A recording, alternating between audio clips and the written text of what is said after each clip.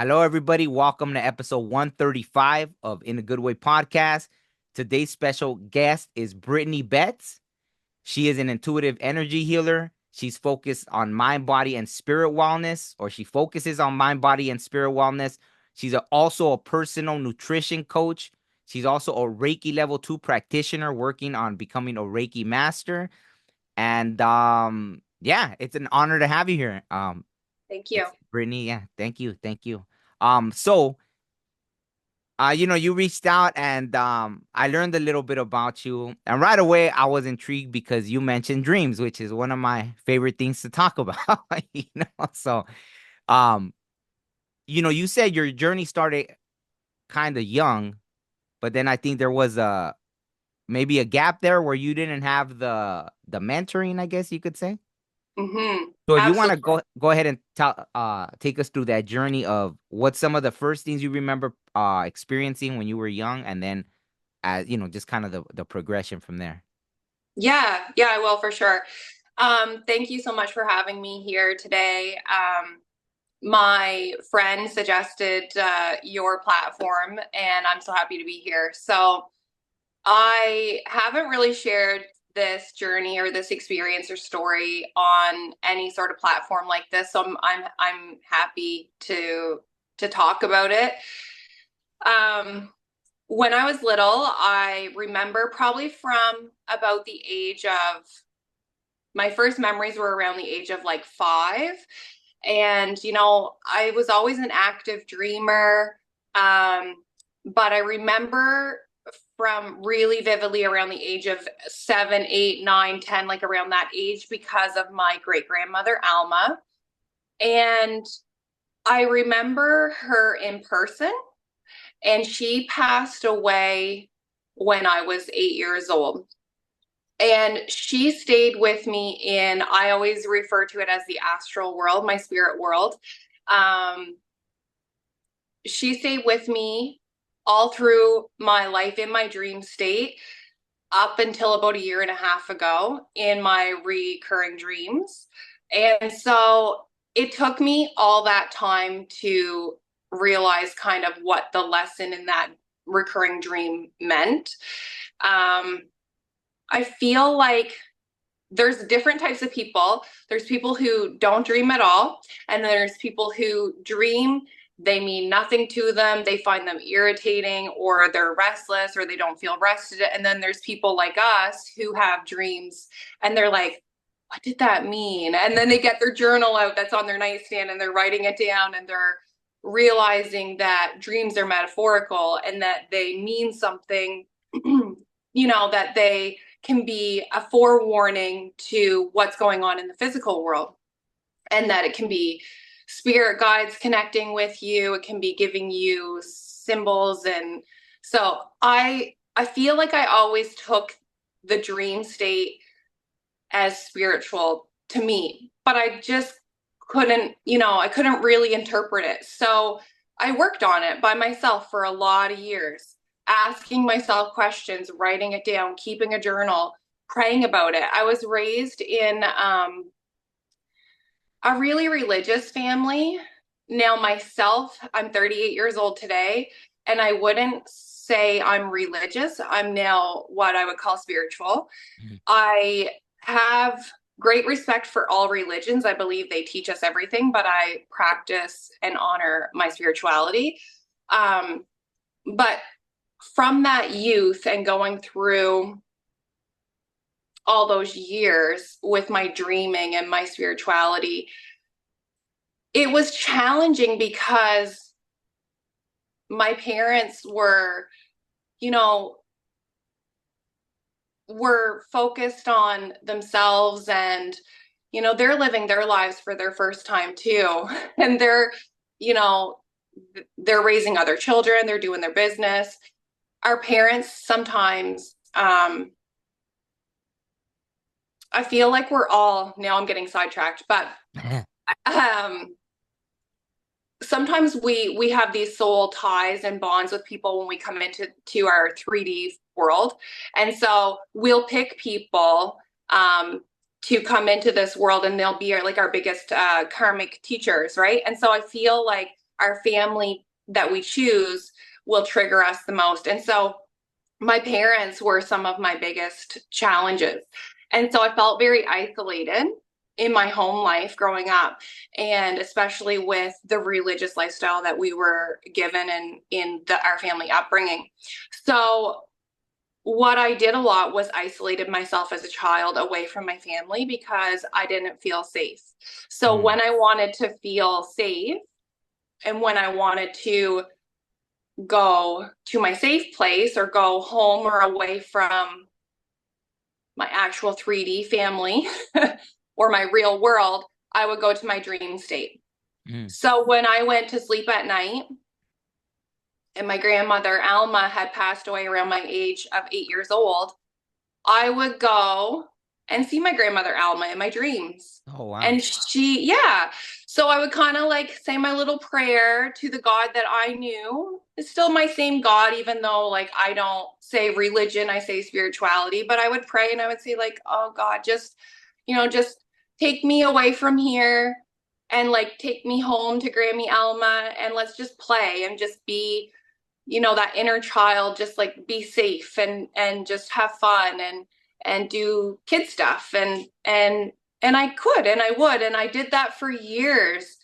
And my grandmother Alma never spoke, but she would just sit there so prim and so proper, and she'd smile and she'd nod and she would be there for me. She was consistently there for me every night in every dream that I wanted to go home.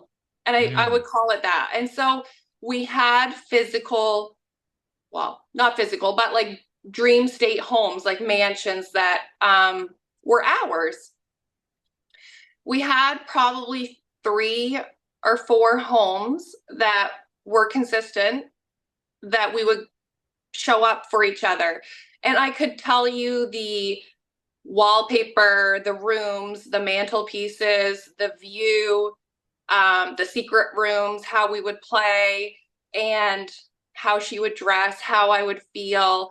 And I just felt glamorous, like, and I could stay for as long as I wanted. And then I remember, I mostly remember the feelings, like how it Mm. made me feel.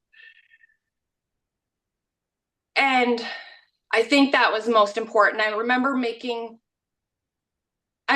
making me feel like I wanted to put roots down, like grounding. And so when we focus on spirituality and in Eastern medicine and stuff, and we focus on the body and the chakra system, and you think of like your root chakra, you think like your safety and security of the, grounding yourself and putting roots down. It's like she truly was my safety. And I dreamt of her and I went home to her for so many years. And I could escape that way. And I never really thought about it. Why? Or I just knew that when I needed her, she was there. And then as I matured, probably into my, young adolescent life, I didn't need her, I guess. I just went on living, or I didn't go there anymore. I maybe outgrew her. And then maybe my mom made me feel a little silly about spirituality, and I Mm. kind of withdrew from it a bit. Um, Maybe I felt betrayed by God, in certain ways, and I withdrew a little bit and I rebelled. I was going through some shadows, some, things in life like mistrust, father wounds, mother wounds, karmic things. Like life is hard. And I was really in the 3D, really going through it. I went through in astrology, I went through my Saturn return, and I didn't even know what a Saturn return was. And I thought it would just kill me. And oh man, I was just going through it. And I was operating so in my masculine in this world, um, just wounded, just hurt, just hustling, working, being a single mom, not feeling safe, not feeling protected, carrying all these wounds from like my childhood, my upbringing, not feeling validated or heard or seen or safe and protected, and not really understanding why, not having my spiritual practices to back me up, and kind of on that hamster wheel of like the 3D, like hustle, hustle, hustle. And then I started this really toxic job that Mm. is very masculine. And I'm a single mom. And I mean, I'm really good at what I do. And it caught up to me, and it broke me. And Oh, I what kind of work was it, if you don't mind me asking? I am a correctional officer. Oh, okay. So when you take a spiritual energy worker and you put them in the depths of hell, it will create some sort of combustion. Mm. Yeah. And I think it was exactly what I needed. Mm. Yeah. And I hit my dark night of the soul. And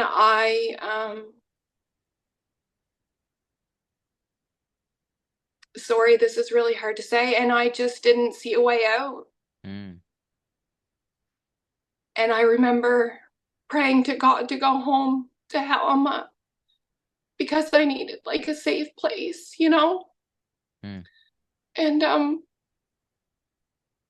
I went to sleep that night, and God woke me up in my dream, and he said, kind of like in that witching hour, when you wake up in the angel hour, like at like 3 a.m., Mm. 4 a.m., and he said, you can't go home to Alma anymore because you're not separate from her. You are her. Mm. And I sat right up and I said, shut up. Like, and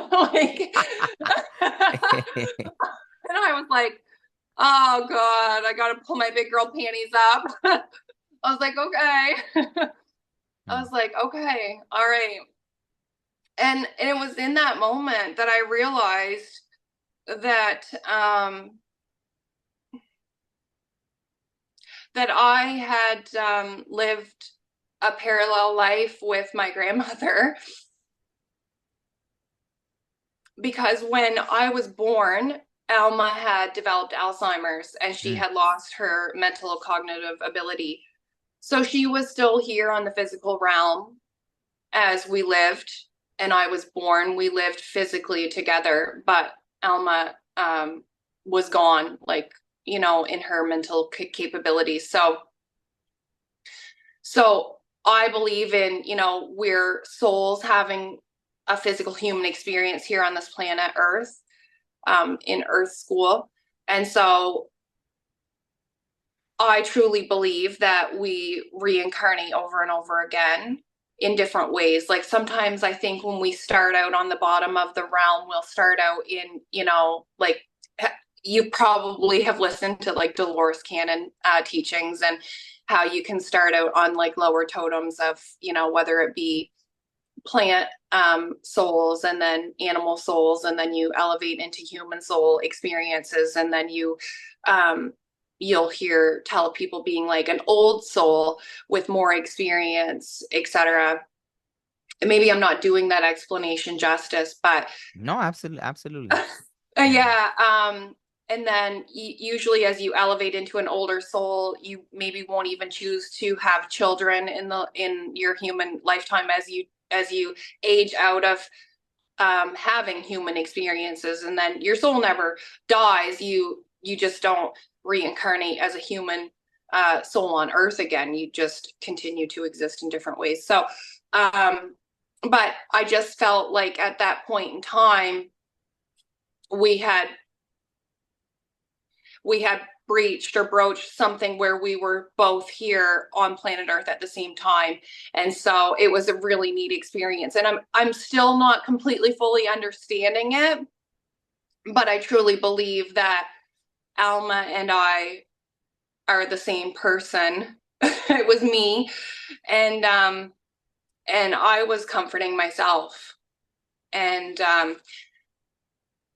and I just thought that was really cool. And I'm, was still wrapping my head around it and still am. And just talking about it is therapeutic and helpful and amazing and beautiful and all the words, all the things. And yeah, so I'm wearing Alma's earrings today as a Oh, yeah, and I have a picture of her. I want to share my grandfather Didi and Alma, if you can see wow. her. Yeah. Yeah, could you bring it a little closer? Yeah. Wow, beautiful.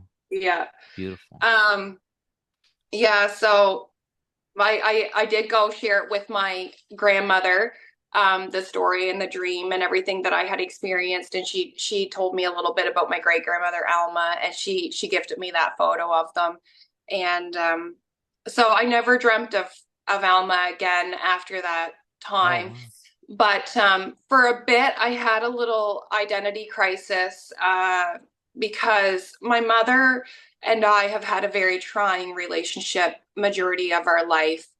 Um, very, very envious, very jealous relationship with my mom, very karmic and triggering relationship for the two of us, and probably three no talking points in our life.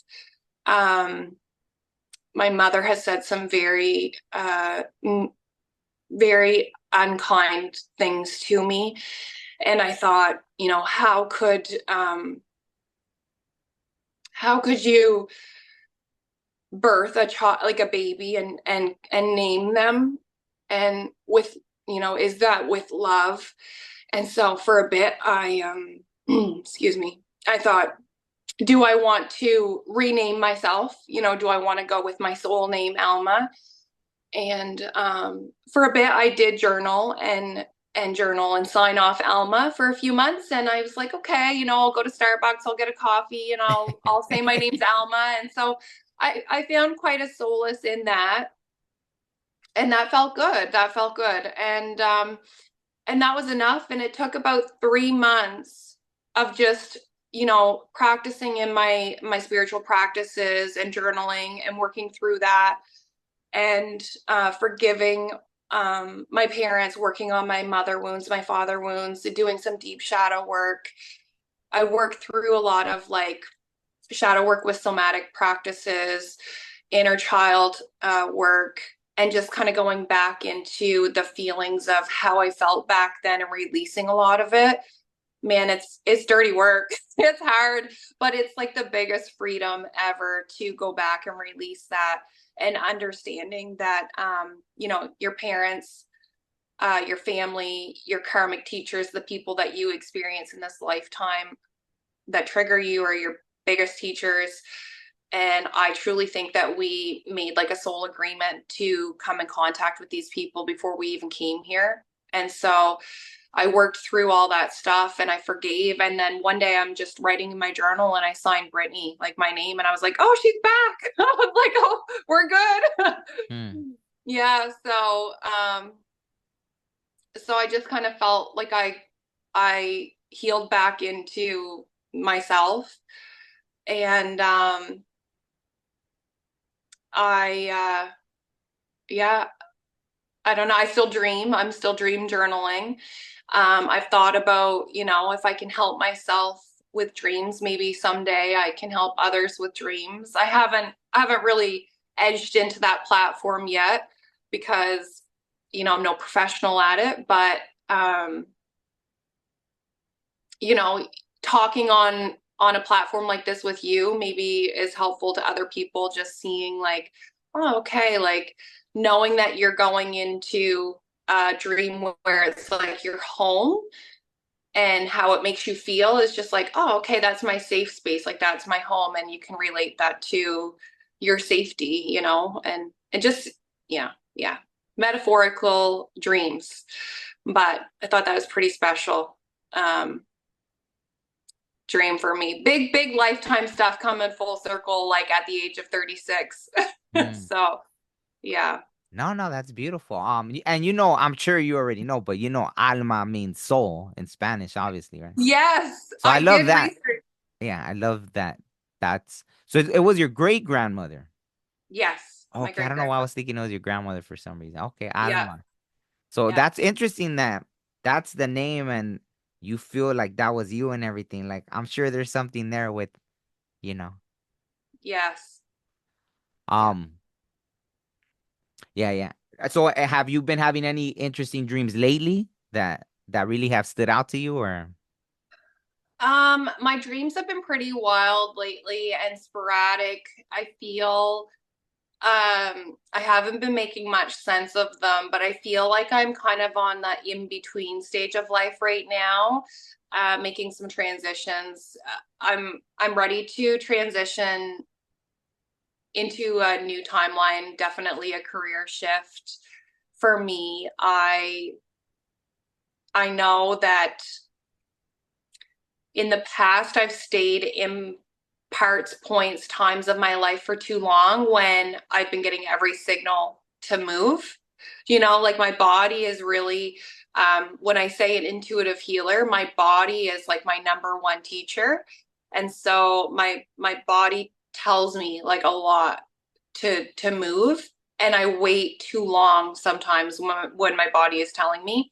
And so right now, my body is telling me it's time to make some changes.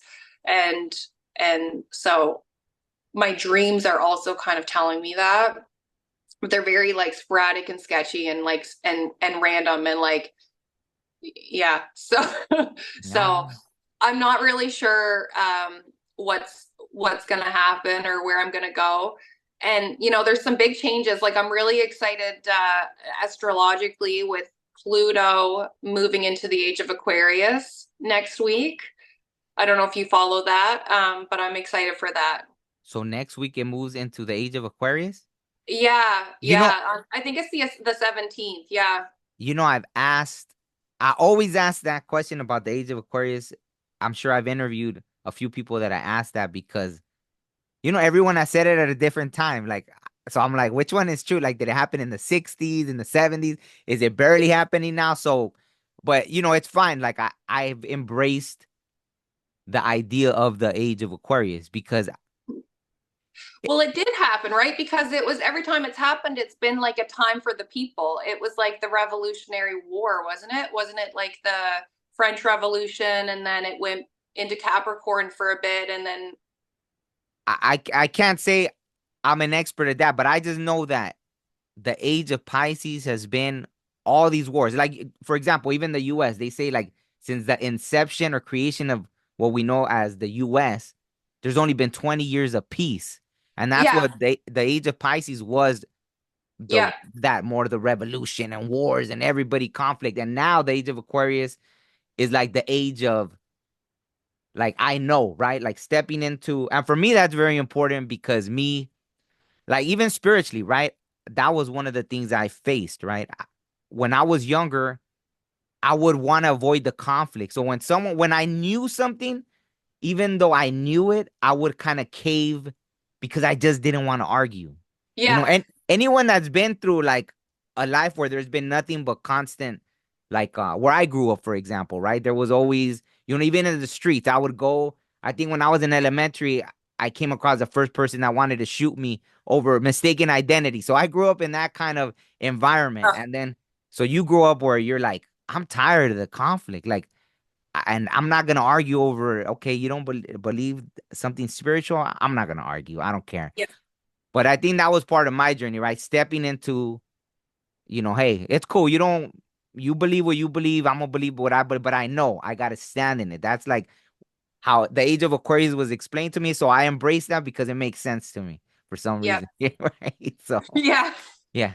So no, well, I know you had asked me a little like, about speaking about myself a little before. So I was like, okay, let me bring that point up real quick. yeah. Um no, also I wanted to tell you, like, for example, well, before I get into that about the dreams, like I relate a lot to like my grandpa had Alzheimer's as well. And Oh, yeah, yeah. And I think he I don't know if he passed away maybe when I was 8, 9, something like a similar age, you know? Yep. But he was very important. It's so funny, like listening to you that you took the identity, because in a way I did too. I took, Oh. yeah, yeah, but not in the same way you did. It was more like when, I do music, right? That's how one of the things that was one of my first spiritual things. I would write songs and then they would come true. So it was freaky. It was like, yeah, yeah. So it was like, wait a second. Am I writing them and it's more like a premonition, or I'm manifesting it because I wrote it down, so I'm making it come true, right? So Ooh, yeah, I being like young, that. that scared me, right? Being young, that scared because I was like, okay, what's happening here, right? Yeah. But I used to use like, one of those nicknames you have as a kid. And at one day, it was like it felt more like an out of body experience. It was like I was walking in the hallway of my house and the door swung open and it was my grandpa, the one that had Alzheimer's. He was standing there and boom, I woke up and I was like, whoa. But instantly, it's almost like we talked telepathically. And from that day, I started using the name for my music, right? I started using the name Oh the Architect because my grandpa used to, I thought of him like as an architect. Like he used to build things for the Mexican government. Like even one of the presidents at one time wrote him a letter thanking him because he would build bridges, he would build this. So I thought of him like, but it was like telepathically. He told me when I woke up from that experience, I started using that name. So it was like I took on his, Oh, that's identity in a way. cool. Yeah, yeah. So that's why I'm saying like there were similarities like I never took it like, oh, I'm him, right? But it was funny because I was the only one he remembered. The same. I kind of I felt, and I try to explain this to them, but then they when you try to explain something to someone, they get defensive, right? Yep. They Yep. get defensive, and you're just trying to explain like, oh, I get it now. It makes sense to me, right? So to me, you know, my dad, I'm the same like you. You three siblings.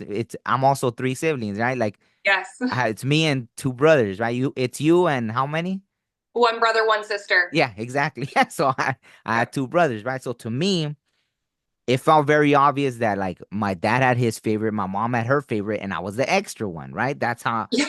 it was pretty Yeah. obvious. I mean, even though after they were like, no, no, this and that, I'm like, it's okay. Because I understood that's what made me closer to God, right? Like that was like, okay, well, this is my best friend because okay, so and I did Yeah. that. I used to talk to him like he was my best friend. That was my imaginary friend, but obviously not imaginary, right? Like it was God, Yeah. right? So to wrap up like the story. So, anyways, like my grandpa with Alzheimer's only remembered me. He only remembered me, and he was the one like that would tell me nice things. So it was weird. There was like some weird connection. So he was always like almost like he was put here, not necessarily, but he was like the only one that really told me like that, oh, when you grow up, you're gonna be this like great man or something like that. And he had Yeah. Alzheimer's. So sometimes he'd be like, oh, I had a kid. And my dad would be right there. I'll be like, he's right here, grandpa. And he'll be like, huh? Like he wouldn't even remember anyone else, but he only remembered me. And so it was weird. He was like my little guardian angel in the physical, right? Like something like that. Yeah. And see, I find that would probably create a bit of envy with your father and the other siblings. And do you find that? And then they maybe it was not like that for your case, but then it's like they have these feelings for you or towards you, and whether they say it or not, you can feel it. It's there. It's energy. Well, I used to feel that sometimes. I wondered that with my dad. I used to Yeah. wonder that, like, do you start not something like that? Well, even this, like when you said about your mom, like in high school, me and my dad would get into it Yeah. and we'd only talk like 3 months out of the year. Everything Yeah. during high school was like my mom Yeah. would be the middle person, right? Like, oh, Yeah. tell your husband this, and he would tell my mom, tell your son this, So Yes. that's how we And it's spoke. not a good feeling. It's awful. And I thought, when will I ever be able to not be angry and hurt and like how am I ever going to get over this? Because you know I would try to have these conversations with my parents to for them to be like held accountable or have apologize, right? People would suggest, well, why don't you go to therapy? And I would be like, because then they would have to be held accountable and say, like, I did wrong, or, I admit I said this, or I did, and they never would. And I'm like, God, how am I going to get through this to forgive my parents and heal? Yeah. And then one day it just all clicked, and I was like, they're living their life for the first time. They're doing the best they can. They're also victims of their upbringing. And I see them as like their inner child, like they're 10 years old or they're 12 years old, and they have stuff to heal as well. And I think emotional maturity, like you're really emotionally more mature than your dad.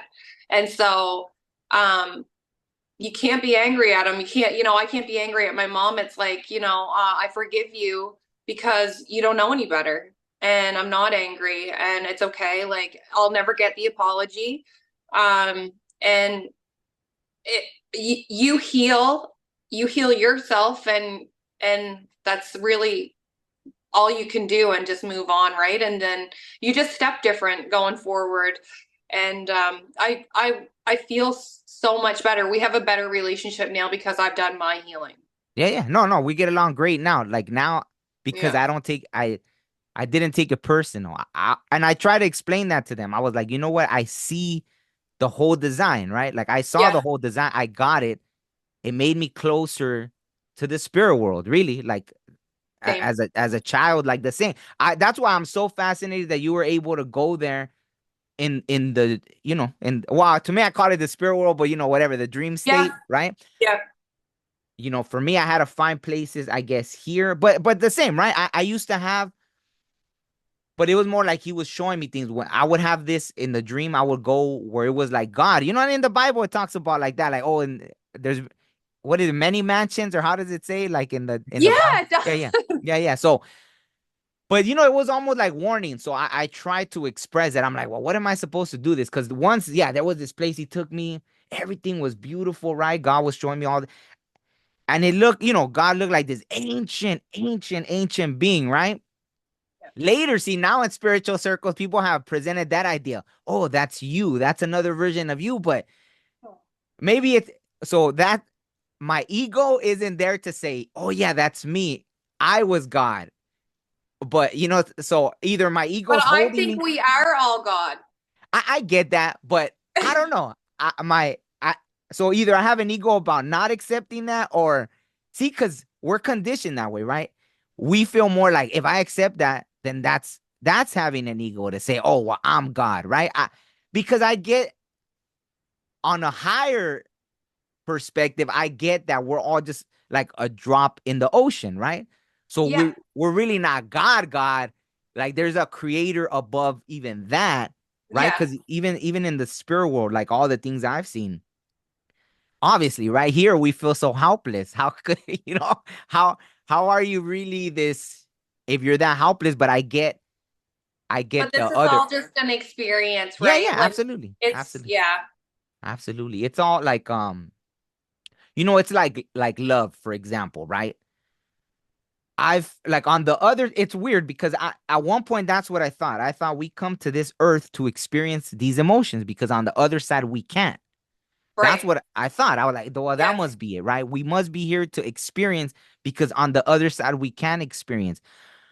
But since all these things that have happened to me, I've had contact with like, beings on the other side and this and that.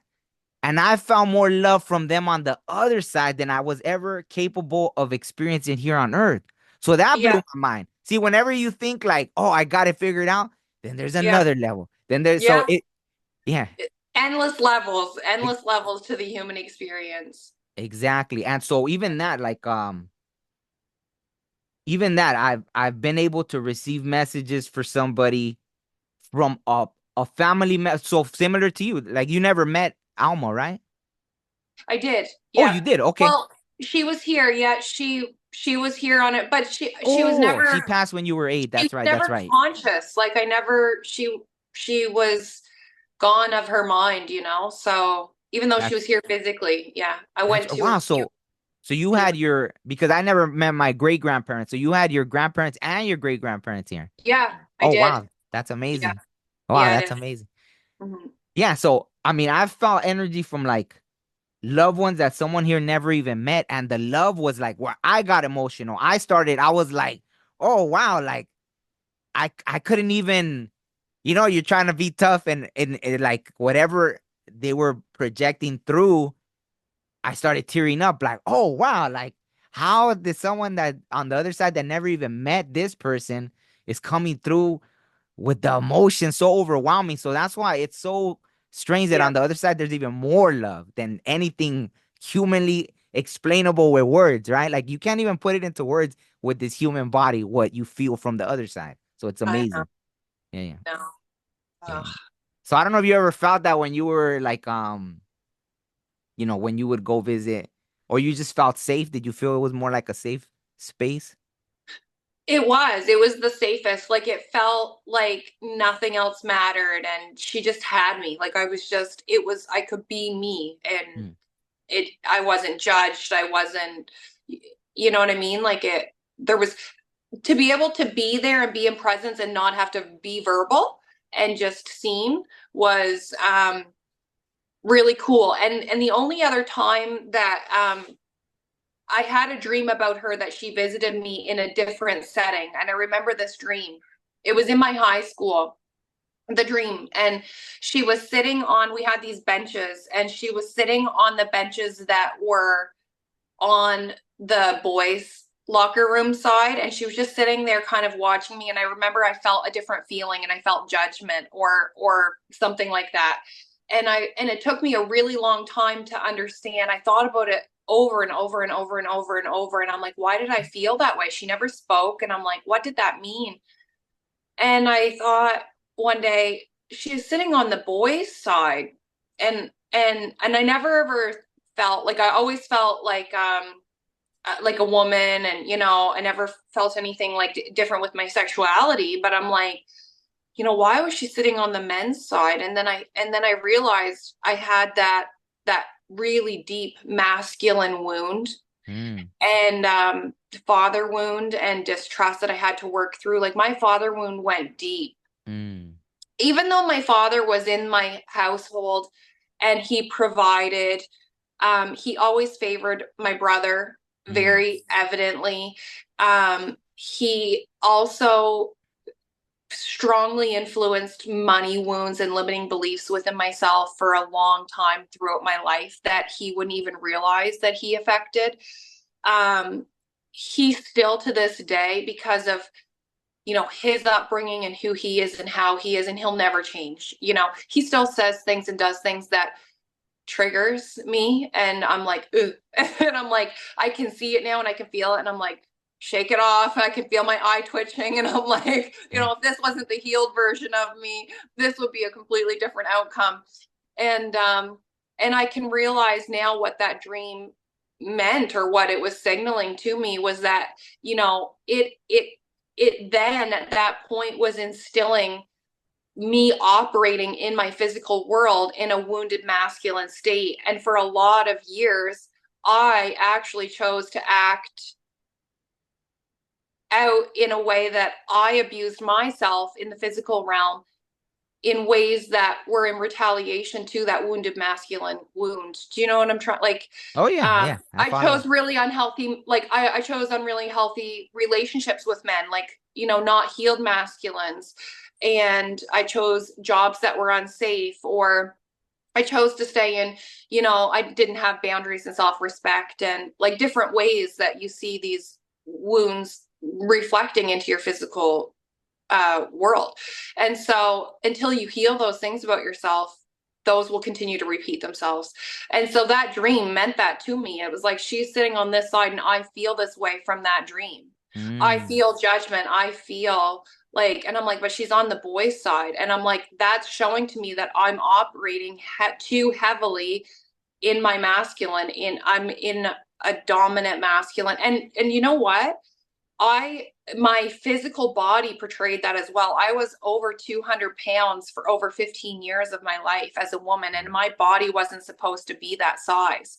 So not only did I feel that way internally, I showed it externally in my physical body as well. mm, And until I healed that wound about a year and a half ago, I I kept that, so even though I was into bodybuilding and physical fitness and all that stuff, it was like my body was in adrenal fatigue and it was broken. It wouldn't heal. It couldn't heal. And Wow. until I did the energy work, as soon as I did the energy work and I healed the wound within myself energetically, it just happened just like that. As soon as I balanced my feminine and masculine, my body let go of the trauma inside and my body changed. I lost 60 pounds. Wow. And I'm like, yes, I changed my diet. I stopped eating inflammatory foods and gluten and dairy. But also, when you work on an energy light level and you start eating more high frequency foods and you choose more boundaries and you choose higher frequency things in your life, then you can't eat those things anymore. They don't agree with your body and your lifestyle, right? So Mm, anyway, now I feel more balanced in my feminine on my masculine, and it shows on the inside and it shows on the outside. absolutely. Yeah. Wow. Um, I drew a blank because I was gonna say something and then I just got um sucked into like what you were saying, which was great. Yeah. Thank you for sharing that. Yeah. Actually, Yeah. um, yeah, I don't know. Man, what was It's a cool experience. It's hard to share with just anybody because not everybody can even wrap their head around how energetic healing happens and how you could lose weight from energetic healing. But I've heard other people say it as well. But as soon as you as soon as you can kind of give into it and work on that level, I've heard other people say, yeah, I've seen it happen for myself and for others. And the ladies, I said this to you before we started recording. I went on a retreat with some ladies in Colombia last year. We all worked on an energetic healing level, and many of us agreed that we've seen healing on an energetic level change physical appearance. My mm, face shape changed. And we could even talk about quantum leaping, and we do that a lot. Many of us in the spiritual world will work on timeline jumping, quantum leaping, energy healing, and will manifest in like a different physical appearance, and we'll work on that, and that can happen for a lot of us. And people say you look totally different, you're like glowing, or you're this or that. And when you're really um spiritually disciplined and you're working on that, and in you're literally glowing from the inside out, and then your appearance changes because of it as well. So absolutely. And I was gonna ask you to for those that don't know to explain that a little more, the quantum leaping, but I think you pretty much did. That's kind of the way. So when you work on quantum leaping, it's about that, about bringing another reality into this reality, right? Like, yeah, I don't know that I'm an expert on it, but quantum leaping, it's I just heard something from another teacher in the last day or two, and I'll kind of use it this way to explain. It's like choosing a television channel and tuning into that frequency of the channel that you want to watch. All the rest of the television channels still exist, even though you're not on that frequency, right? So if you want to change the channel, you can change the channel. They're all there all at the same time, but it's whatever channel you choose to watch. So, sorry, my cat. no, no, I was gonna ask you, how many cats do you have? I just have one cat and one dog, but now he decided he wanted to wake up and go outside for the day. Oh, He's they say cats are your spiritual protectors and dogs are your physical protectors. So he yeah, knows we're talking on the spiritual. yeah, yeah. No, that's beautiful. Um, so yeah, so what you would do with quantum leaping is say hi. Say hi. You you would if you want to just kind of get in a meditative state, you can do it with water. I like to quantum leap a lot of the times in in the shower. It's kind of like you can wash off the old version of you, letting go of things that the old version, washing it away down the drain. You can quantum leap with the power and speed and force of like an airplane takeoff, which is really cool. When you speed up and you take off on the runway. And imagine, yourself flying into like the new version of you, and you just, envision what the new you feels like, looks like, does for work, all the things that you want to kind of jump into, how you want to feel and what it smells like, tastes like, touch it, all the things that Abraham Hicks would say, um, and let go of the things that you don't want anymore that are in this timeline, and imagine the things that are in your new timeline, and really really let yourself go there into the new things, and then give it time to kind of come to fruition, because it doesn't happen at the snap of a finger. Mm. But when you really dedicate yourself to change and timeline jumping or quantum jumping, um, it's going to get harder before it gets easier, because usually you have to make room to bring in the new. So you are going to let go of a lot of things and clear space before you bring in new, and that can be really hard for a lot of people, because not many people will be able to let go. A lot of people like to hold on to what they know and what they're comfortable with. Like they like to hold on to their 30-year friendships, even though they don't serve them and they aren't good for them, and they take from them and they don't fill their cup, or there's terrible boundaries and they're getting used. you know it's like, oh, but we've been friends for 30 years, and it's like, yeah, but it's time to let go. Because or a relationship or a marriage or a career, whatever it is, even the house, you think it's your dream house, and it's like, well, it's time to let go. Mm. you know Oh, so absolutely. yeah. Go ahead, go ahead, go ahead. Whatever No, you. that's all. So it's just, it's really humbling, um to let go. I've let go of a lot of things. Like people say to me all the time, I don't know how you do your diet, um because I just never could. I could never do that. And I'm like, well, because I don't, like, I'm just using this as an example. I don't find it difficult at all. I don't eat any, like, I loved pasta, was my favorite meal. I Mm. don't eat, like, I don't eat red meat anymore. I don't eat pork. I don't eat pasta, gluten, and dairy. And I just, there's so many alternatives in Whole Foods. And I feel the way I feel is so healthy. And I love my new energy and how I sleep and my body and how I look. And I'm just like, I don't even think about it. It's not hard. It's Mm. fine. And um,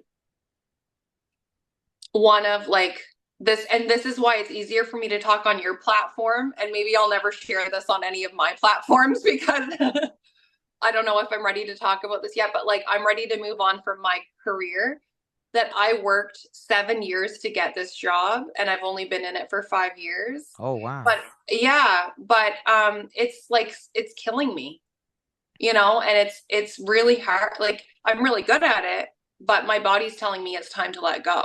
Mm. And so I have to let go.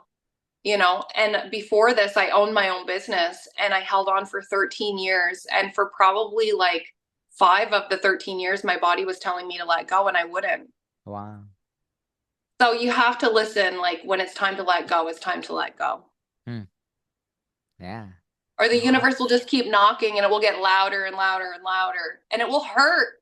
It hurts when you don't let go and it's saying it's time to let go. absolutely. Um, let me ask you real quick before I forget, because I was gonna ask you earlier. Since you mentioned astrology, what sign are you, if you don't mind me asking? I'm a Libra sun. I knew it. I don't know why I heard that, right? I heard it. I was like, oh, Libra. So, okay. Go ahead, go Yeah. ahead, go ahead. I didn't mean to interrupt you. No, that's okay. I'm done rambling and ranting. Yeah. No, no. So you're a Libra sun, and what, Yeah. like, your other.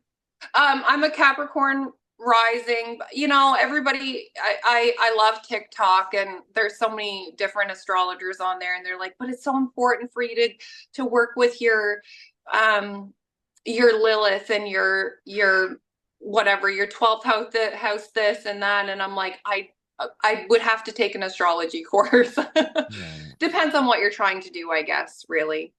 But absolutely. I do think that we're going to see some changes for a lot of people when Pluto moves. I think is going to be pretty big for a lot of people. I don't know. We'll see. Because I think that they're saying it's like the end of like a 16-year cycle, and it's going to be the beginning of a new 20-year cycle.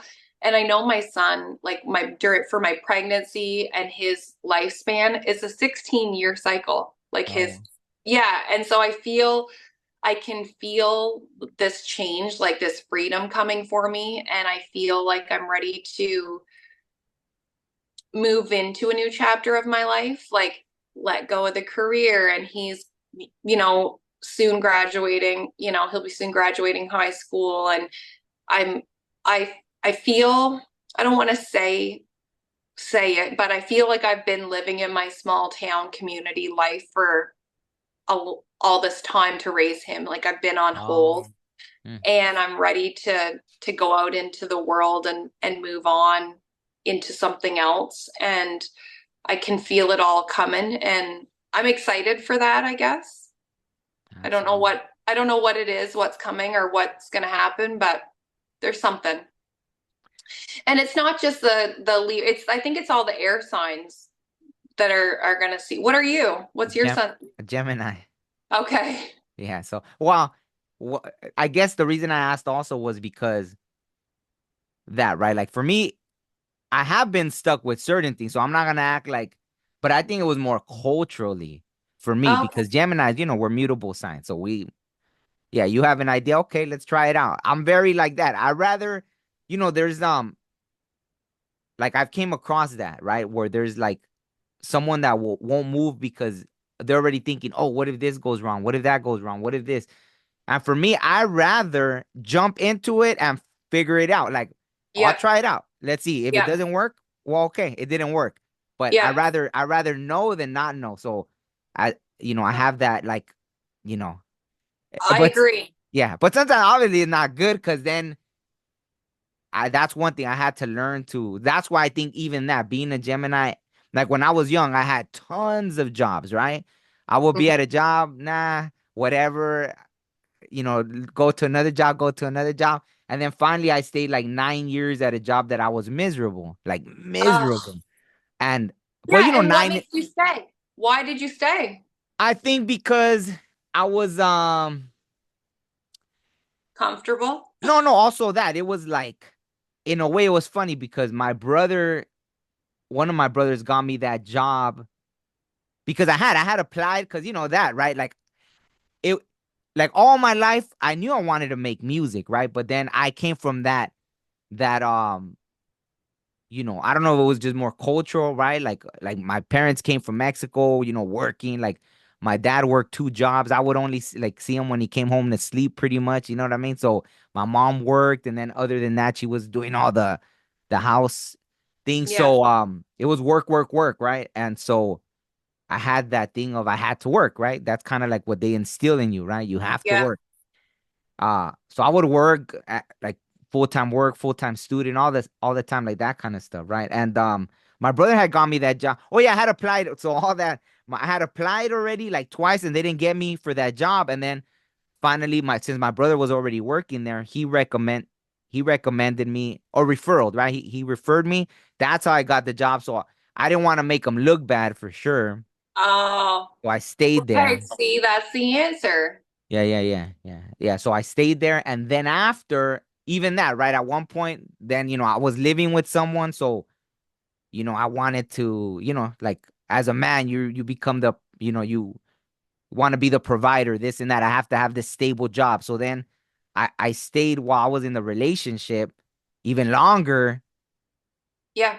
and then finally, when that relationship ended, I was like, you know what? I was staying here for kind of for that relationship at the last years of it where Yeah. I was even more miserable. Now that I don't have that relationship, Yeah. like I had already paid off all my debt, everything. So I was like, you know what? I don't need to stay at this miserable job. And Right. the universe made it so miserable that Yeah. I had to leave because I wasn't listening. Like you said, I wasn't That's listening. it. That's what I was saying. It gets louder and louder and louder and harder until you finally are like on your knees going, okay, I got the message. Like, I'm gonna go. And that's what I don't want to do that anymore. I don't want it to debilitate me into pain and suffering until I'm like a sucker on my knee, like, okay, I promise I'll go. It's like you're bent, you're like, okay, no, I don't want to do that. And I don't want that for Exactly. other people. But I don't know if we can teach anyone else that. I think that maybe you have to learn that on your own. I don't know. It helps to talk about it, but Well, and the scary part too is not having a plan. I didn't have a plan, but one thing is that I did pay off all my debt. So I did have like 401k money. I had a yeah. little leeway, right? So I wouldn't, that's why it's scary too, because I wouldn't want to tell someone, yeah, leave that. And then they have no plan. And then it's just like absolute, like, Yeah. pandemonium because they have no income, no nothing, no.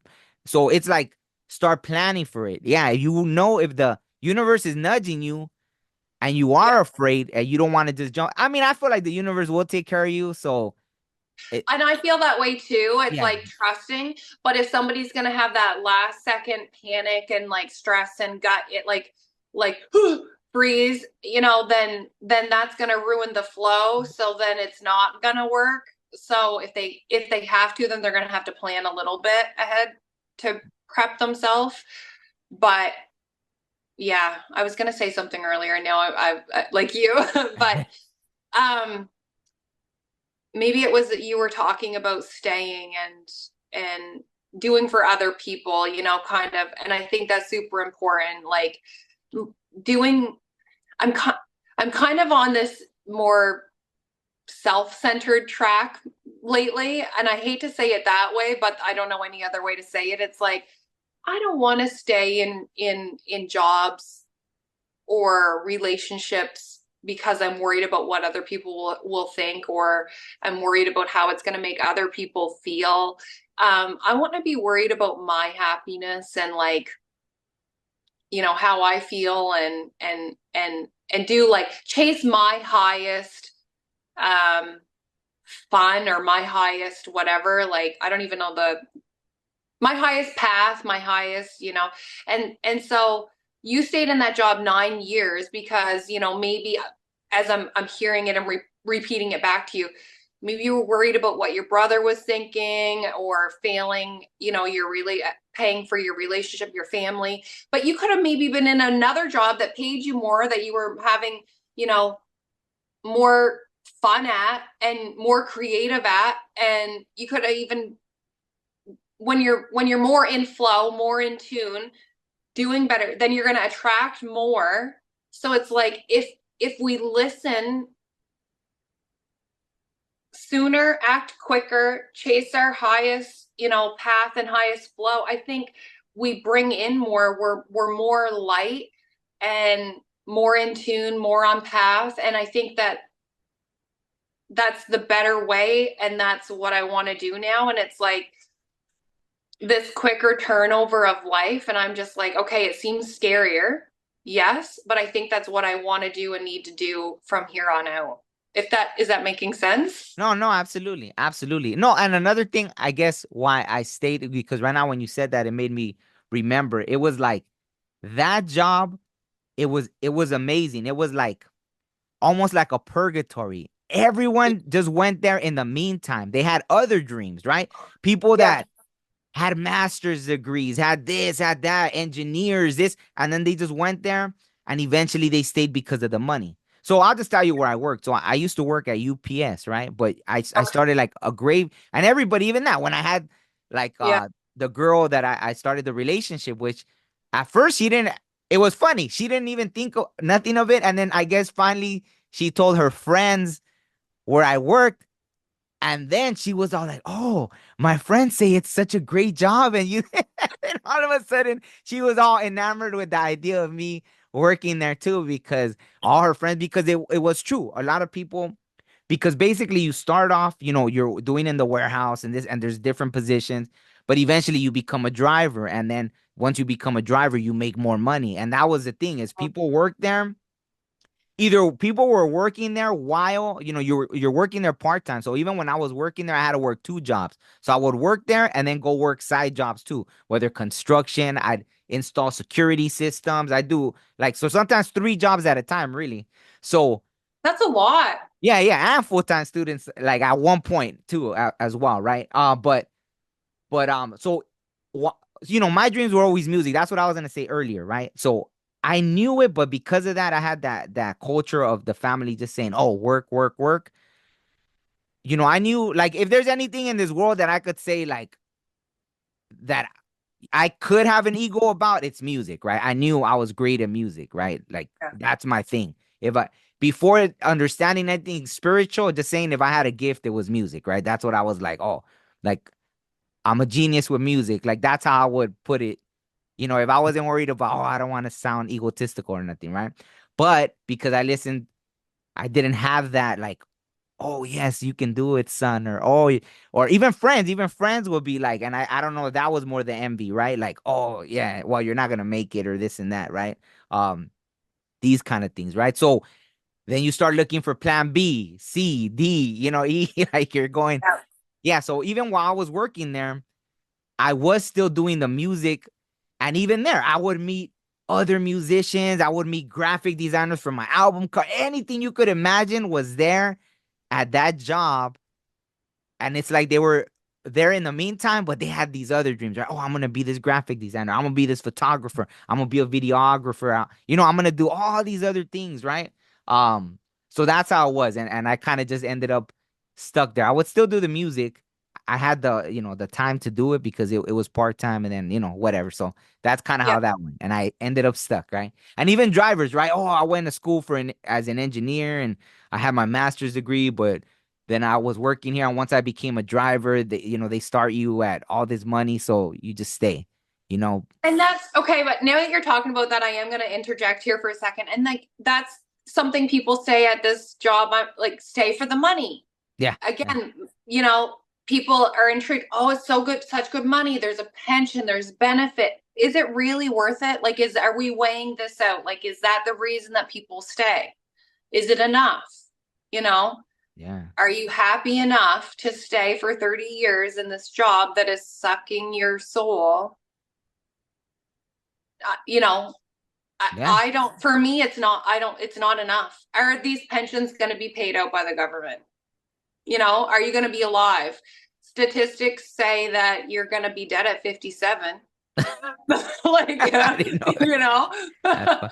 Yeah, no, and it's funny that you mentioned that because that's exactly because yeah, when I was already hitting my breaking point, I was like, well, I have to do something. Let me just change positions, right?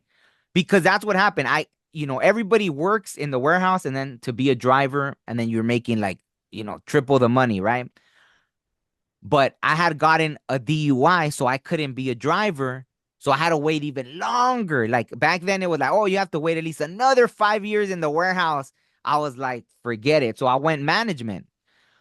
So then I was making more money. That's how I was able to pay off all my debt, everything, right? I went into the management. But then when I was leaving, that's exactly what my manager told me. They're like, you know what? I don't say this to anybody else, but I actually like you.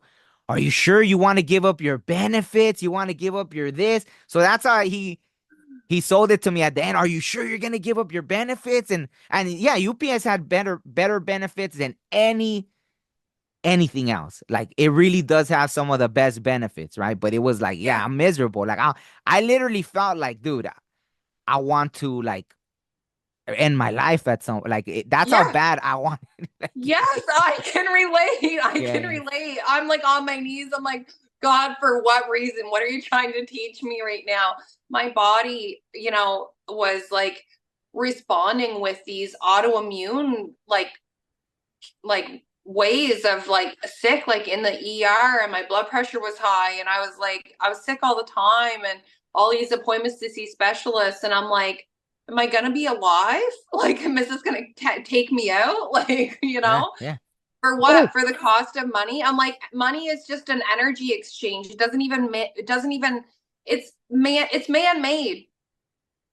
So if you elevate your value and your worth and you feel worthy, all the money is just gonna, it's just become attractive and it will come to you. That's how like how I see money. And so you have to just change your mindset. No, no, absolutely. And since you said that, no, it was funny because the day when I finally was like, okay, I'm gonna give my 2 week, I sat in my car for like 30 minutes before going into and I was like, okay, I'm gonna give I'm my two so weeks. proud of you. No, no, but hold on. I was like, I'm gonna give my 2 weeks notice today. I was sitting in my car for like 30 minutes. I was like, okay, I'm gonna go give my 2 weeks notice. When I went in, I was like, you know what? I'll just do it at the end of my shift. I was like, fine. I'll just do it at the end of my shift. Then the manager had a heart attack.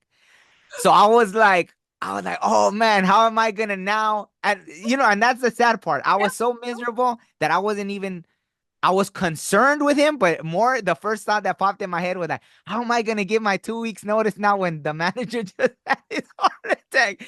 Like, I'm gonna look so cold to be like, hey, sorry he had a heart attack, but I don't want to end up like that, so I want to give my 2 weeks notice too, I'm right? sorry, laughing is so inappropriate. No, no, the same. That's why I'm saying like, now it is funny now in hindsight. Um, from a universe perspective, right? Like seeing, like, see, we told And you to you're give like, your two I'm weeks notice. out. Yeah, yeah. Like, hey, we gave you the chance, and then here you are still stalling. We gave you every sign in the world. You decided I'm gonna go give my 2 weeks notice, and at the last minute I pulled back. Oh, okay. You don't want to give your 2 weeks notice? Boom, heart attack. like, like so because of that, I stayed stuck another 2 months, and I was Oh my. worse. Like it just those last 2 months were like the most miserable.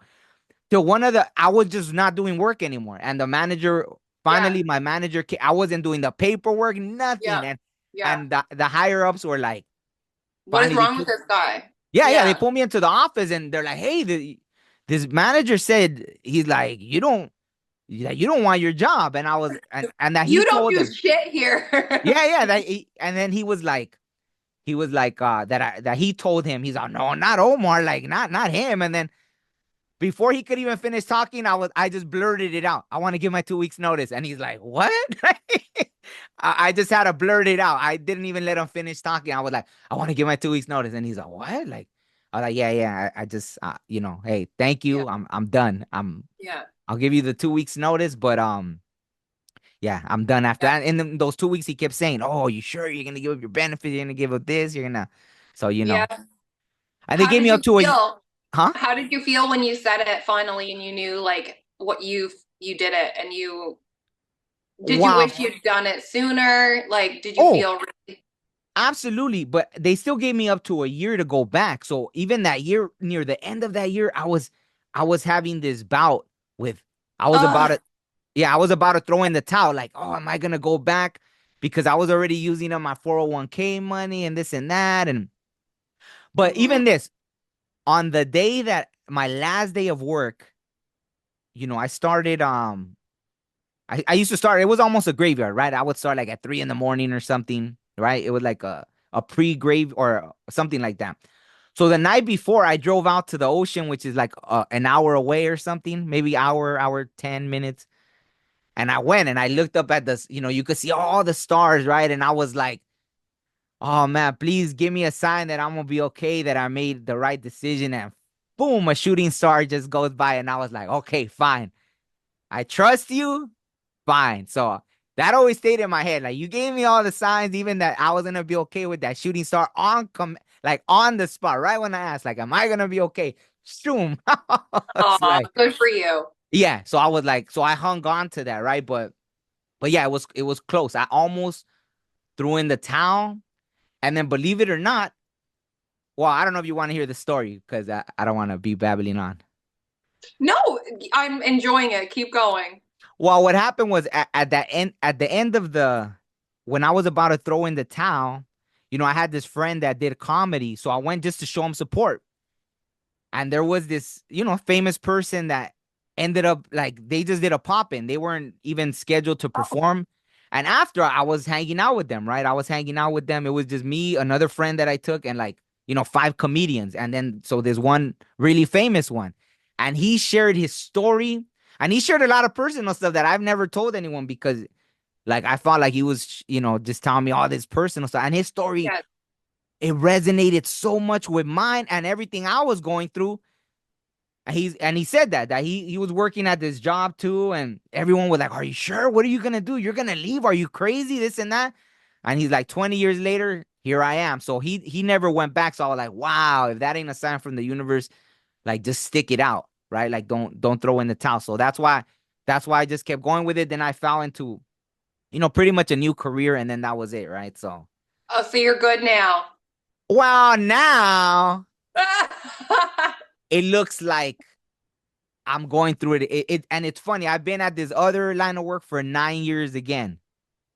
So What now, is no, you in the 9 year no, cycle? exactly. Well, nine is the number of complete, like it's a completion too. So Okay. yeah, yeah. So the miserable job 9 years, dream job 9 years. So I did do like what was a dream job for 9 years, but now it's like it's not. It seems like I'm being pushed towards other things, right? I'm okay. I'm okay. I'm stable right now with other things, right? But Yeah. I'm in a kind of like testing things out phase, right? Like, okay, I'm Yep. stable, but I'm testing things out because I don't Yeah. necessarily want to stay with what I'm doing now, Yeah. right? But yeah, it was beautiful. Nine years of a dream job after 9 years of like what I considered hell, right? 9 years of hell, nine Good for years of a you. dream job. Yeah, so Good. yeah, yeah. And I feel like that's what our generation does more nowadays is like a bit of job hopping and trying different things because back in the day when our grandparents worked for 35 years and one job, it's just not like that now. Maybe for some people, but it really is different, I feel. So you try something for, 9 or 10 years and then find something else and move on. And that's how you get experience. And I think I've heard people say that's how you earn more money. It's like, okay, you tried this for a few years and then you apply for a different job and, maybe a bit of a higher caliber in, um, pay or title or whatever and move on up. And maybe Abs- you're like me and you completely change job titles totally. But like I don't know what's next for me really. I do know I like working for myself. I just don't know what that looks like yet. So I'm mm. excited. I'm not really afraid. I just trust the universe. I don't know. So we'll see. No, absolutely. And so you said before you ran a business, what was the business you ran, if you don't mind me asking? I had a spa. I don't mind. Yeah, no, I had a Oh, spa. So I did aesthetics and I enjoyed that. But, wow. I'm in a small town here. But I used to do aesthetics on cruise ships. I was in California actually. I was in Oh, San wow. Diego. Oh, Yeah, wow. yeah, So yeah. you were there for a while in San Diego, or? Yeah, I was well, not a long time, 3 months I did Oh, there, worked down the coast of Mexico and wow. yeah, yeah. Wow. So So so I did that. was that like your dream job? It was, and I was young. I was 21, and then I was young and foolish, and I listened to a boy, and I came home, and I got pregnant, and I had my son, and then that's just God and the universe and everything working out the way it's supposed to, and I have a beautiful son, and I stayed here in my hometown with my family, and I raised him around family, and I have, he has cousins, my brother and sister, and his grandparents and everything here. So, but I mean, I've been doing it alone. I've been single. His father and I never stayed together. So, um, and there's not a lot of people to date here in a small country town in rural Canada, New Brunswick. So, Mm. anyway, once I feel like I've got him raised and my duties are done, I mean, you're never really done being a parent, but I feel like I've always been called to travel, has always been something I wanted to do. So I'll probably go back out into the world. Um, I've enjoyed traveling. The cruise ship thing was fun. I probably won't do ships again, but I Mm. would like to travel. So yeah, yeah. Absolutely. Wow. No, no. Thank you. Thank you so much for sharing all that. So right now you're still currently at that job that you don't really Yeah, like. I am. I Okay. am. So time to make moves. Yeah, yeah. No, no, no, but it sounds similar. See, because right now the same, right? I still kind of work, but basically work dried up, right? So Yeah. work dried up. So that's what's kind of forcing me out of the dream job. And it feels very like the universe Yeah. is doing it. Right?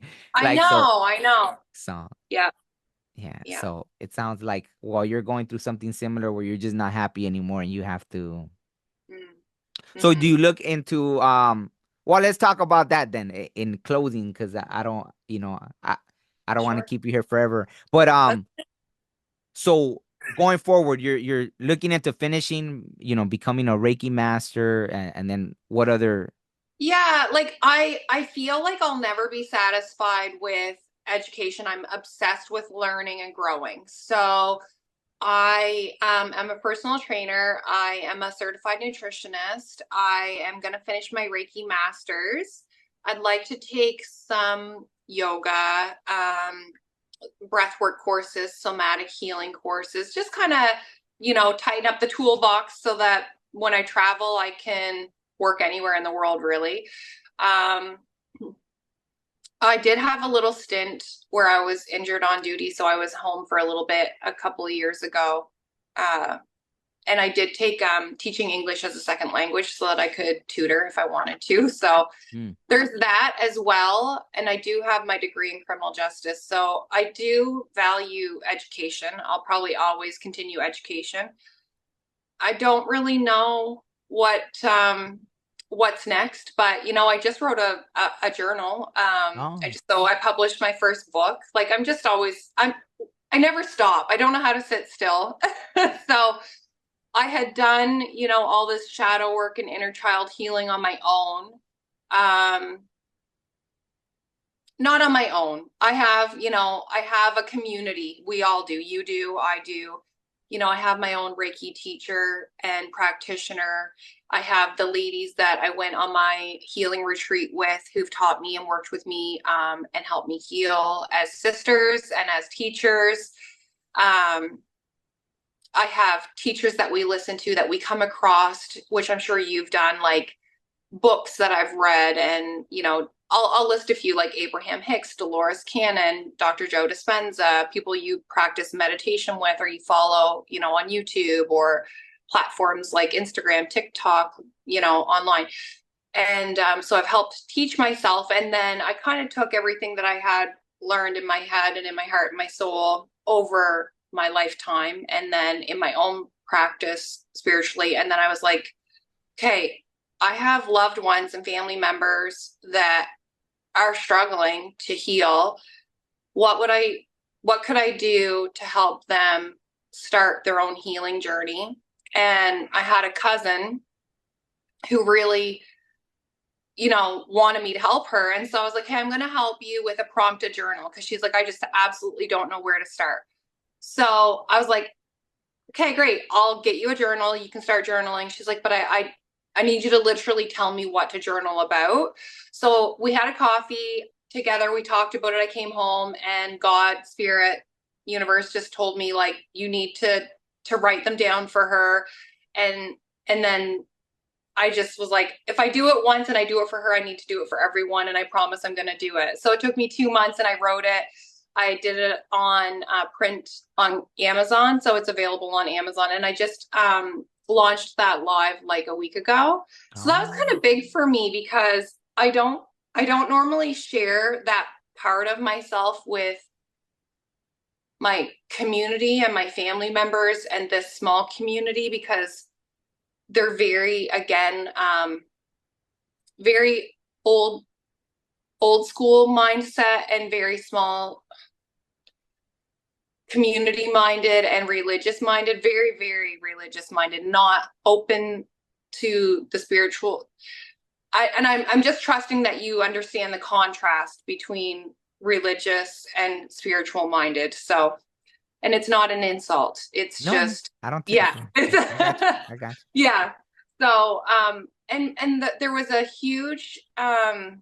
there was a huge interest and support. So it was actually quite liberating and honoring and nice. It was very kind. It felt really good to have that support from the community and from my family. And I think it was a part of me that I had to break through, like a barrier that I was like hiding behind still, Mm, if that makes sense. I was like hiding like a little bit in the shadows. I was like imposter syndrome, and I didn't want to. So when I finally like shared that on my Facebook, my cat's going wild, sorry. When I shared that on my Facebook with like all the people of my community and they supported me, it felt really good. So it's like I came out of the closet. yeah. No, congratulations. Thank That's a thank beautiful. you. Yeah, Yeah, that's it was nice. So I will probably do some courses wherever I can, however I can, and I don't know what else, but I'm just open to it, and I feel like I'll just sit in meditation and listen and hopefully honor what God and the universe is just telling me is a no. And whenever I get rid of the no's, then it creates space for like the more aligned stuff to come in, and hopefully I can say yes. So we'll go from there. Start there. absolutely. Yeah, and that's funny, like yoga, how you mentioned yoga. I've been doing it now for like 6 months. So you haven't started yoga yet, or? Well, I do it some, but I Oh, do a lot more like bodybuilding. I go to the gym and I do mm, cardio and stuff like that. I enjoy yoga, but I wouldn't mind like taking off to go to Thailand or Bali or somewhere like and do the course, like actually just kind of immerse myself in a practice and certify, do the absolutely. breath work, do the, just to learn and understand. Yeah. I, I've no, absolutely, absolutely. It's been amazing, and I don't plan to like stop with that, right? So Right. yeah, it came into my life because while healing, it was part of a healing journey, Yes. and everyone kept saying yoga, yoga, yoga. Well, real quick, I had this pain, and I knew it had to do with that masculine, feminine energies, right? Like Yeah. balancing, and it manifested into physical pain. Yeah. But I get it now. It's like everything was meant to lead me into a certain path. So I mean, and even that, I put it off for like a year. Everyone was saying, "Well, have you tried yoga? What about yoga?" Yeah. Yeah. And so even that, even since you mentioned like the religious thing, and that is right, like the dogma of religion instills. It does such a great job of instilling, like, no, yoga is kind of like of the devil, or this is of that, or that. So Yeah. there's so many things we put aside spiritually because at some point the seed was planted of like, wow, I'm not really supposed to do that. You know what I mean? That kind of stuff. So I Yeah. don't know. Go ahead, go ahead. No. What can I ask you what side of your body the pain had come out on? The Was it the right side. right side? Yeah. Yeah, the right side, and it was the sciatic nerve. So it was funny because I literally found, because I knew. I was like, this is more than just a pain. It's a spirit. It's a spiritual. It's connected to something spiritual. I knew it. So I even went online and I Googled spiritual meaning of, because it started Right. like in the butt area, right? So I was like, that's your sacral chakra, like this and that. So I ended up finding a neurologist that went through the same thing and he wrote his whole story. And I interviewed him, right? I don't know if it was interview 40 something. He's a neurologist and he's like, even when he was trying to explain to people, like, I'm having this pain, and he's around nothing but doctors too, and everyone's like, he didn't really have anyone to talk to, so he went on. Oh, are you still there? Yeah. Okay, maybe that's. Oh, Am, am I why I can't see your screen, but I can still hear you. okay? Maybe Sorry, I that's the don't know how to universe. get it. Oh, maybe that's the Oh, universe there. saying. Maybe that's the No, sorry, universe I just saying. had a call come in. No, Oh, keep going. Yeah. oh, okay, okay. Because I like maybe that's the universe. Because even earlier it glitched a little, and I'm like, oh, is that the universe trying to say like, there, it's time to. No, please don't. So what did he say? So and after I think he shared it. I'm almost 100% sure he shared it, because sometimes I gotta remember what people tell me in private versus what they shared. So I don't like sharing things that people tell me in Yes, private, I understand. But I think Yeah. he did talk about when the pain started. So, I mean, I'm almost 100% sure he shared it in the interview. So forgive me if but I feel like I'm okay sharing it. But I think he was going through a divorce when all that pain started. So I think, and then, yeah, he said it was so bad at one point he couldn't even walk and this and that. So, and I had been going through like back to back relationships that like that were pretty, I guess you could say toxic or just very, so I was like, wow. And it was like back to back to back. So I think all that pain was starting to, it was going from that, right? It was like a connection with that. Like, even though like Yeah. I still had tons of like female friends, sometimes I would talk to every day, this and that, but I guess on a personal level, right? Like something like that, like my direct connection with like relationships somehow was affecting Well, that. and when you look at what the sacral chakra includes and you break that down and you read the description of it, right? For women, it's their womb and their sexual parts and their, and the trust and the intimacy and so when you take that on a man and yes, absolutely, relationships and trust and sexual and intimacy and yeah, can be past, it can be present. It's totally intertwined. And if it's right side dominant, it's to do with the masculine. If it's yeah, yeah, Also, yeah, the right side is masculine. yep. The body of the right side of the body is masculine. So then what would that mean then? Like, So any injury on the right side of the body is typically related to a masculine wound. hmm. So Oh, okay. did you not feel like you were masculine in your relationships? Did No, you no, not no. were Well, no, even that. I think at the time that's right. Because it's been so I yeah, didn't feel supported financially. And as a man, that's right. very important, right? Like the Yeah. provider, boom, boom, boom, Yeah. that. So, So you so didn't feel man enough, well, maybe? I felt Like I don't know how you want to put it or word it or I but think I think it's just important for men, even if you don't like. I guess no one asks us that, right? So it's not that obviously. I wouldn't say like, oh, I didn't feel man enough, but it was like as a man, biologically, even without us even knowing, it's very important to be able to provide, right? absolutely. Especially, it's like everybody, I don't know if you remember like even Tupac was, right? Yep. Yeah, like he even said that, like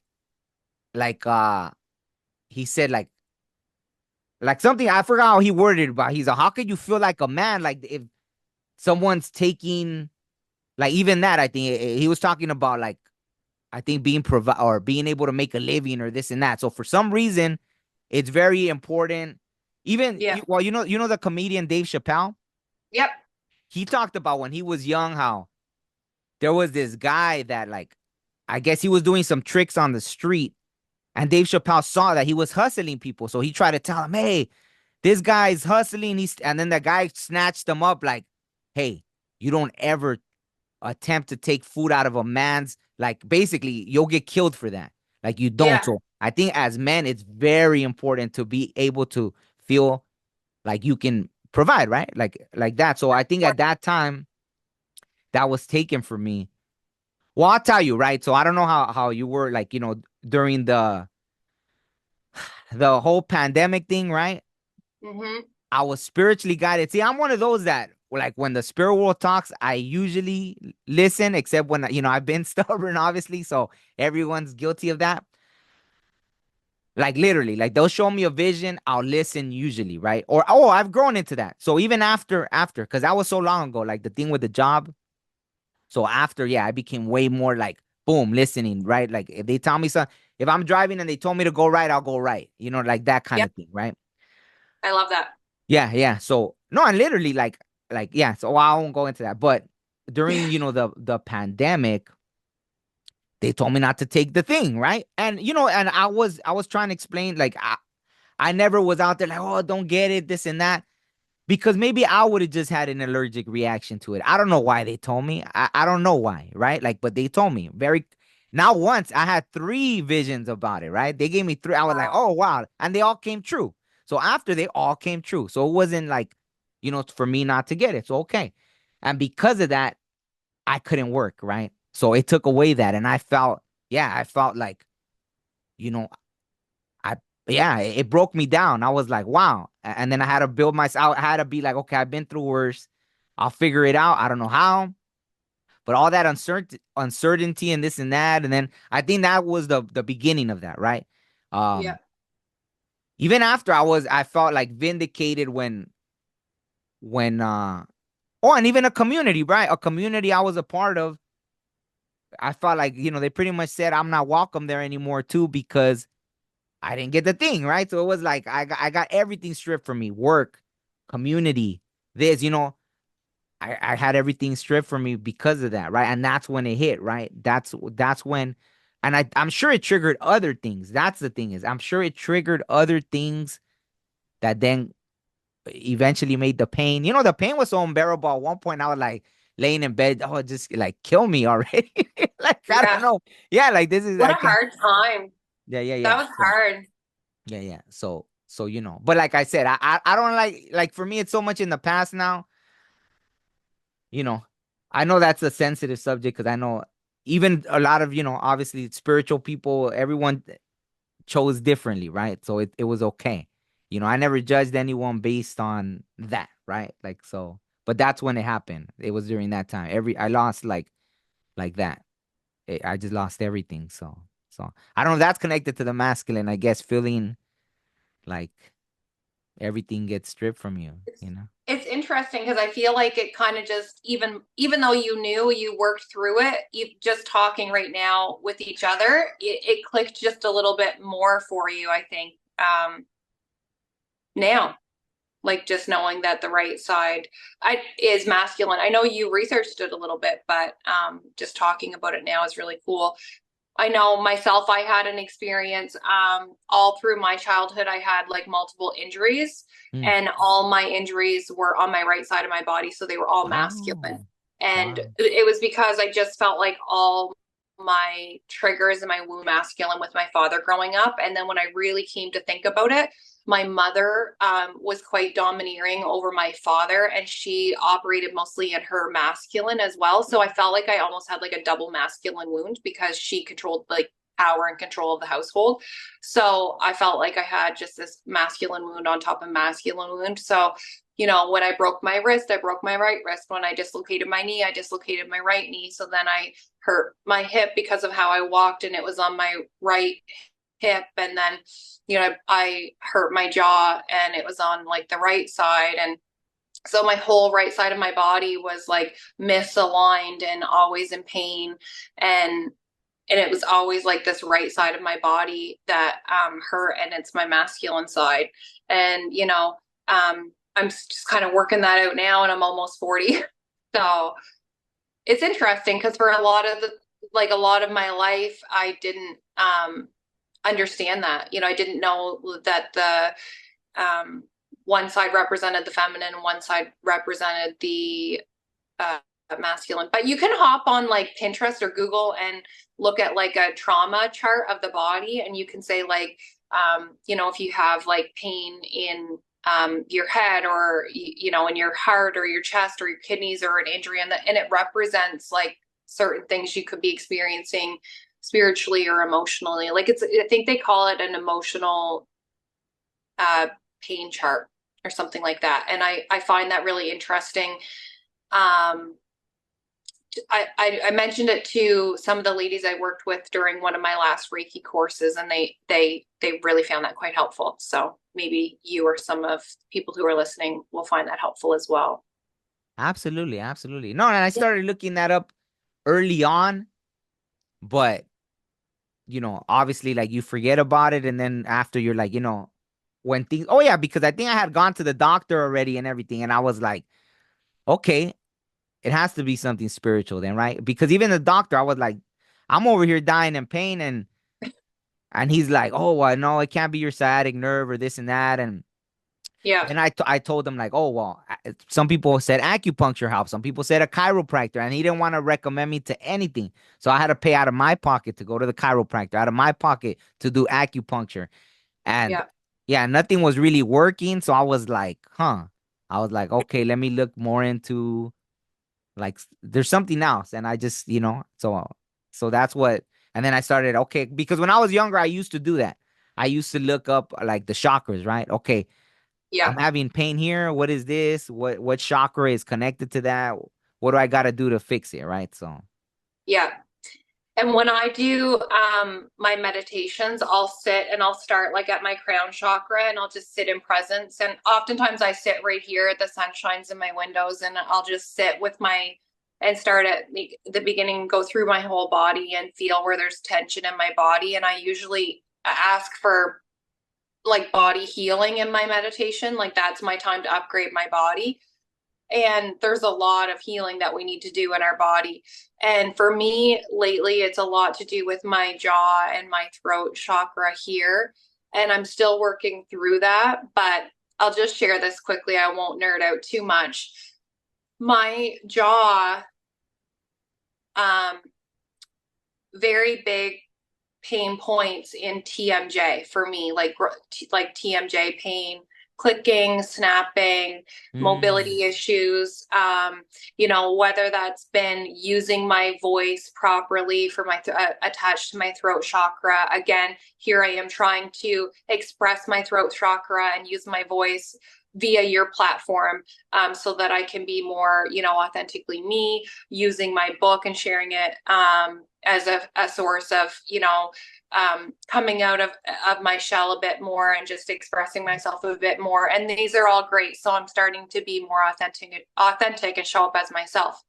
But I was doing a meditation and I was doing some stretching, and it's again somatic healing, right? So when you feel that tension in your body and you work through it, just like you do with your sciatic in yoga, and you're working through that tension, you can sometimes kind of meditate on like, okay, what's the emotion or memory or whatever attached to this pain, to this tension, mm, and work backwards into it, because it can be an old trauma that comes up, right?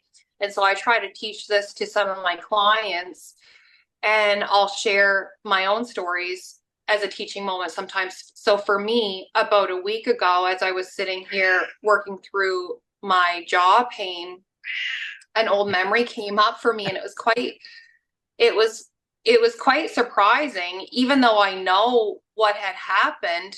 And I remember this point in my life. It was grade 4 for me, which, how often recently have you thought about grade 4? mm. And so I remember it because a pipe had leaked in our school, and we went to a different school in the next town, and I was on the monkey bars and I fell off the monkey bars, and I knocked my teeth through my lips. And not only did I do that, I was knocked completely unconscious. And I must have, I obviously, I broke my jaw, but I was never ever cared for. I didn't even go home from school that day. Oh wow. Nobody, yeah, nobody took me to the doctor. Nobody cared for me or checked me out or looked at me or whatever. And so ever since then, this has manifested with like a misalignment, TMJ, pain, like migraines, tension in the neck. And then a few short years after that, I'd had another accident, which I broke my wrist on the same side and my collarbone on the same side. They set the wrist and they never checked the collarbone. So then I've had tension here, and the migraines and all this tension are just completely debilitating. So this is something I've been left with to heal, mostly like all on my own, within my own healthcare system. Again, like you said, going to, pay out of pocket for chiropractor, massage therapy, or just suffering and struggling on your own, Mm. stretching, yoga, whatever. But I'm in this meditation and I'm like, what is this pain? Where is this coming from? What is the memory? And I just had to like acknowledge the memory and cry it out and say, like, I wasn't validated in that moment from my parents. I wasn't taken care of by the teachers who should have, called home and said, you need to come get your daughter. She needs to go to the doctor and be checked out and whatever. And the reason that this was also emotional for me was because it was also attached to the grief and loss of a schoolmate who passed away that same year. So Oh. her and I always played together on the monkey bars, and she was in a car accident and she didn't survive it. Mm. And so the grief all came through in that memory all at the same time. And I remember being told that she was in that car accident, and nobody was really well equipped to, how do you give therapy or emotional regulation to a child in grade 4 for the death and loss of her classmate. And nobody really knows, but whatever way it was done wasn't the proper way. Mm. And so I just had to honor that for myself at that point in time, because obviously all of this that was held there was all that old stuff. And so I'm still working through it, but now I'm finding it's starting to align properly now that I'm like honoring it and letting it flow out of my body. But now it's like starting to hurt on the other side, because Oh, wow. if one side's starting to align, then the other side's going to start to pull. So it's like really interesting how the body works and how emotional regulation can happen when you give honor to validation of feelings and emotions. And so when you get rid of the old stuff and you like reparent that inner child that didn't get what they needed at the point in time, you reparent that, you hold them, you work through it, and then you can come back up to the present time. It's like, okay, so now when you feel something or you're angry or you're sad or you're emotional or whatever, it's like, okay, I need to grieve, I need to cry, or I need to be angry, and it's okay to feel that way. I just need to feel through it. And that's like the healthy way for emotional regulation, so that you don't have this pain going forward that gets stored in the body, right? Because it's like, you've heard that quote or that book or whatever. It's like the body keeps score, Yeah, Yeah. So absolutely. And it's yeah, funny, earlier, but I didn't want to interrupt you. Like when you were talking sorry. about the masculine wounds that you've had or this and that, I felt like when you were saying that, I don't know if it was your energy, but I felt my heart like really like light up, right? So do you feel that like there's a lot that you had a heart in your heart because of things that you were experiencing with the masculine, and that was part of it? Like I don't know, I felt the heart space like big time. Like it was just like it was exploding, right? So was that it, that you had a heart in your heart for like the things you were experiencing, like the masculine wounds or whatever? Did say that again, Omar? Did I Oh, feel like I had a what in my heart? like harden, like you had to Oh become yeah, colder, absolutely. like colder, like I had a huge wall around my heart for a lot of years. Like I couldn't let any love in, because I figured that I couldn't hurt anymore. Nobody could touch me or hurt me if they couldn't get close to me. hmm, okay. So now it's more open, or you're still working on it, kind of. No, it's definitely I'm definitely more open, and that's why I'm letting people see me, hear me, experience me. You know, I I I do struggle still in some aspects. Um, but I don't want to. I want to allow for,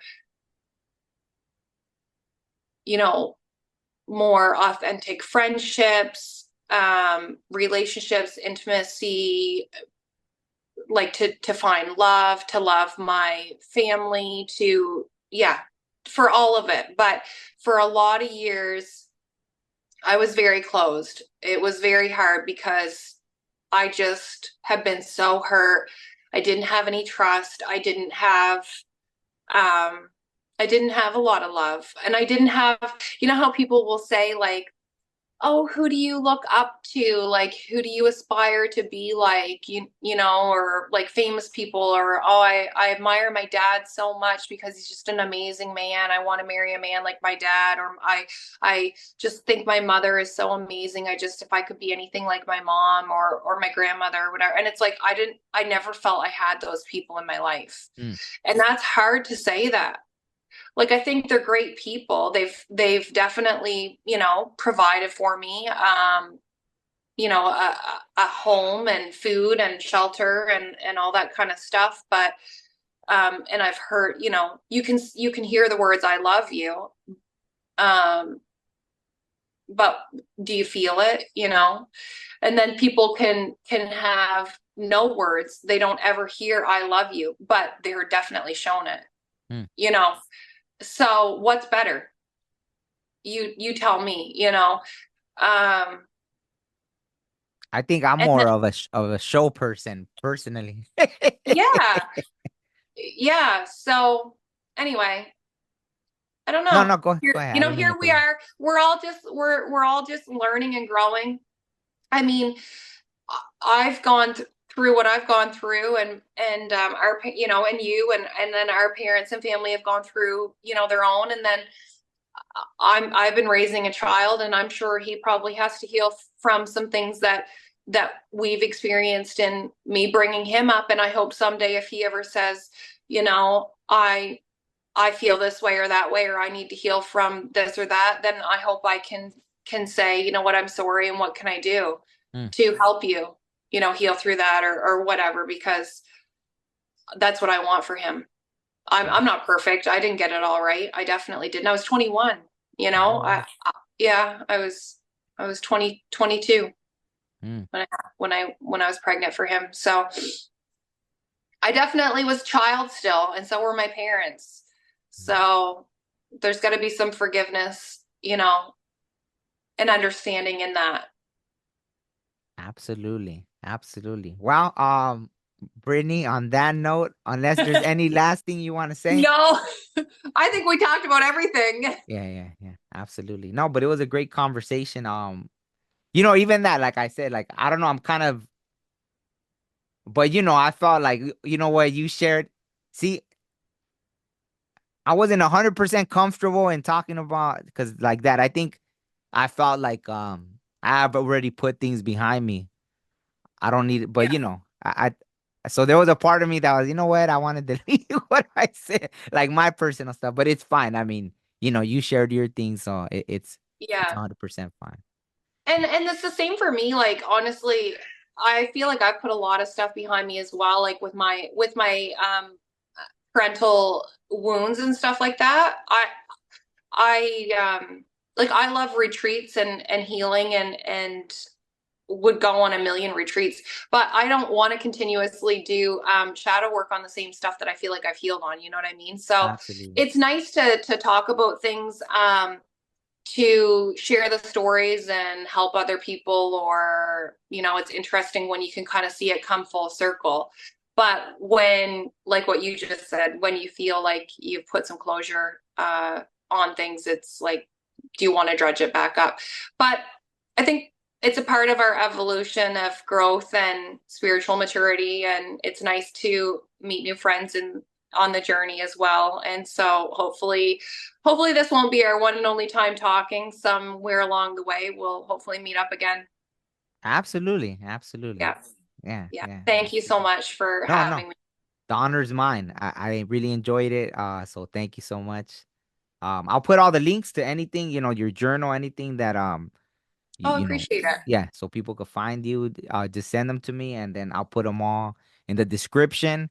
And yeah, I think that's it. Great. Okay, Take care. you too. Thank you so much. All right, bye. Life may move fast, or it may move slow. I met a silly man who said he make it slow. We look up out towards space, or even at the sky. One day pass away, but never look inside. Breathe in, breathe out. Life is amazing, but we'll figure this out. I mean, human beings, I ain't got no doubt. Yeah, that's right. Yeah, sometimes you just feeling it, you know what I'm saying? You're just feeling it. Woo! And I want to feel this way forever.